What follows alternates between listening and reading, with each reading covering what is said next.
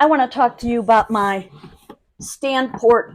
portable potty. So I do a lot of tent camping, and in the past I've used another device to use as a potty, but it wasn't quite as sturdy as I like it. And when you getting up at 2 o'clock in the morning and it's dark and you're not quite awake and the ground is unlevel, the last thing you want is an unsturdy potty to be sitting on.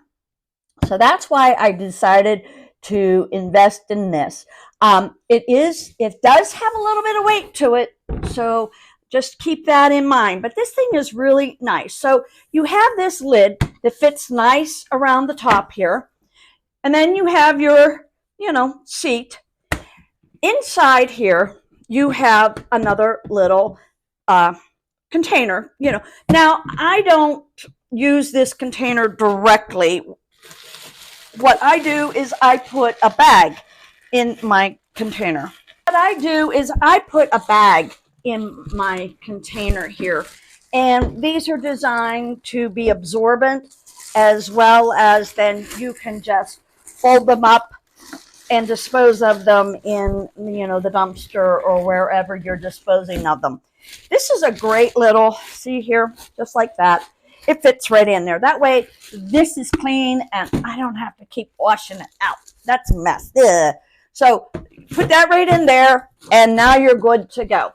One of the nice things about this is it has storage. I keep my bags and my TP in here, and this way, when I'm traveling, I can put it in right in here. Overall, I think this is perfect. I'm so glad that I invested in this, because now at 2 o'clock in the morning when I'm sitting down and this is sitting on kind of uneven ground, I don't feel like I'm going to tip over and have a huge mess on my hands. This is very nice, stable, and solid. So I do want to show you one thing.